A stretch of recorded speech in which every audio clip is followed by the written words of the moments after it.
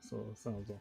So thank you for joining us. Sorry, we're just doing a mic check here. So apparently everything's working. So please like the live stream. This is a PDR live stream. So we're working on a new setup here. Down on the bottom left of your screen, bottom right to mine, is our, well, formerly known as Twitter, but it would now be called X handle. So we were at Progressives DR. So the Progressives for Democratic Republic and stuff. So in the background right now is the current results of the House elections. We'll just do a very brief live stream to let you know what's been going on. And the House Republicans picked up a seat at 219 at the moment. And in the Democratic side, they have at the moment 213. So it's a 6 seat difference at the moment. Let me show you here where, once again, to, I feel like we're beating a dead horse here. But so this is where we stand right now in the current Congress. We have 220 Republicans at the moment, with 213 Democrats, and 2 seats are vacant. It appears that all the vacancies are going to be filled in this coming Congress, the 119th. So at the moment, the Republicans just need to win 1 seat to break even from what the number that they had before. And the Democrats already have reached 213.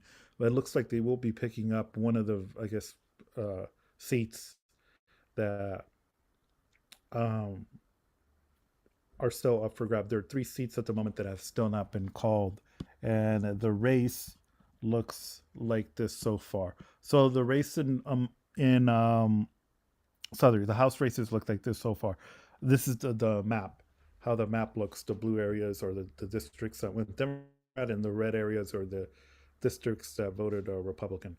So Maine was called, of course. We spoke about that in a previous live stream, and we just have only 3 seats remaining at the moment. The Iowa has um, really the Iowa seat here in District Number One. What happened here is that all of the votes have been counted, and the process that they're going through right now is a recount because the vote margin is 800 and it's 800 votes.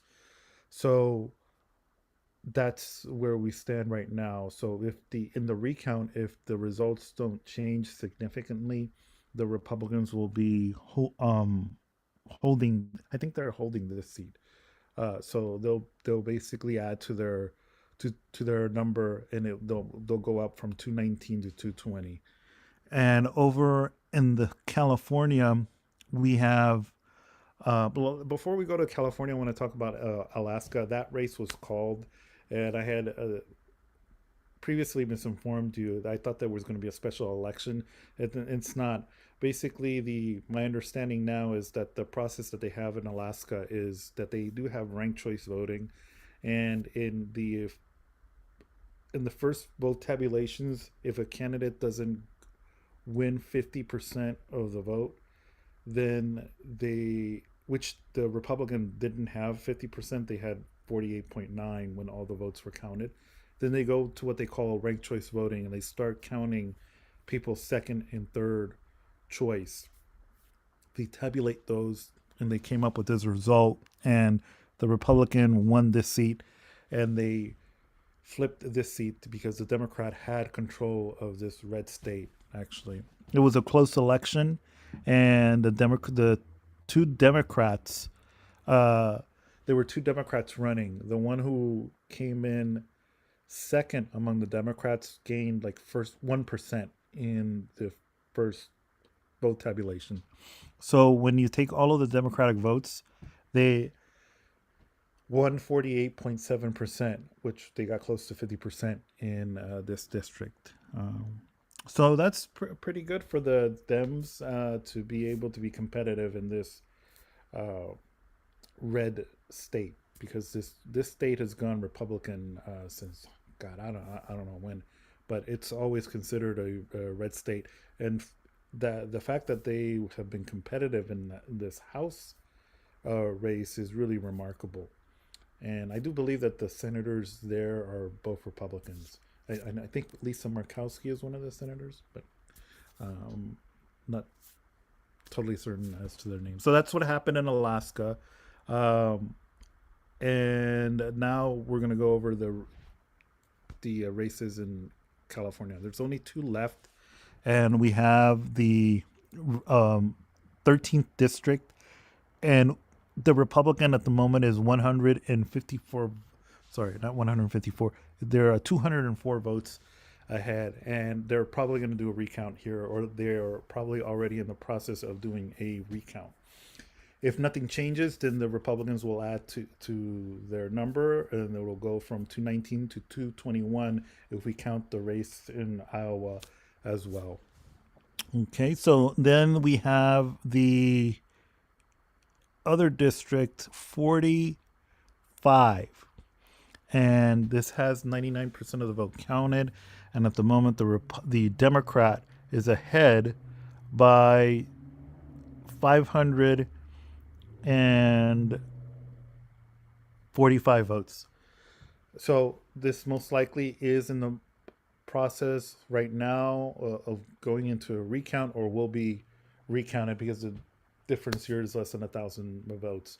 So again, if nothing changes in these three races, the total outcome, the full results will have Republicans winning 221 seats. They would have picked up one seat, and the Democrats up 214th, and then they would have picked up one seat, because remember in the previous session they had two vacancies. If that is the case, then the outcome of the 2024 election is basically none of the parties made any headway at all. They didn't even gain one seat to their totals at all. There was no net gain in this race. Basically, they broke even. Uh, so that's very important to keep in mind as we're looking at these results, that there was no shift at all in the House of Representatives.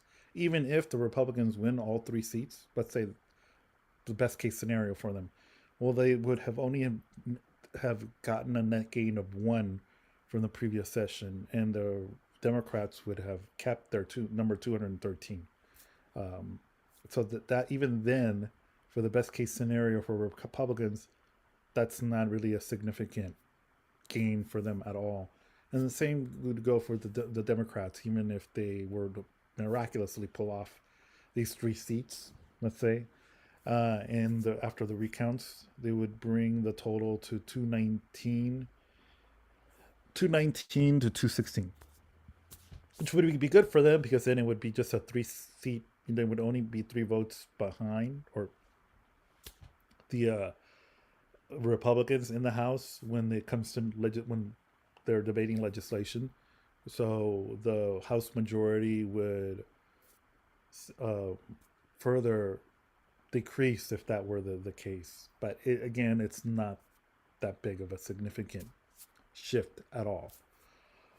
Over on the Senate, the race in Pennsylvania was also called, and the Democratic Senator Bob Casey um, conceded the election, and he lost this seat by almost 16,000. It was 15,725 votes. That that was the difference there in that election. So in the Senate, you have the Republicans. They flipped four seats, and they had a net gain of four here, which will bring their total to 53, and the Democrats down to 47. Before, in the 118th Congress, the Democrats had 51 seats. So they had 49 Democrats and two independents who caucus with them.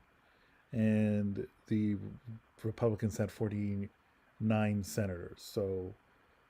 And even here, again, it was not really for the Republicans, it was not really that impressive of an outcome for them because the Democrats were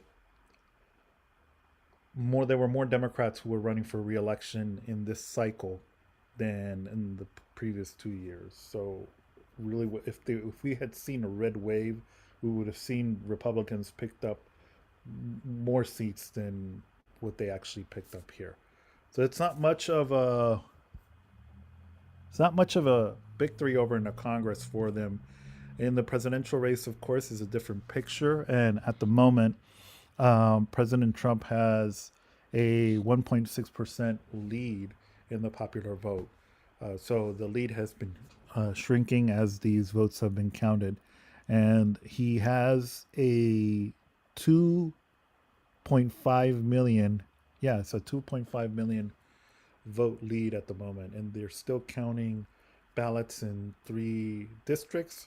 So when those votes are done, he's still going to have the lead in the popular vote. And they are done. It's just that they are probably going to have a recount, and it might change the numbers, shift the numbers a little bit, slightly, but it's not going to be anything that big.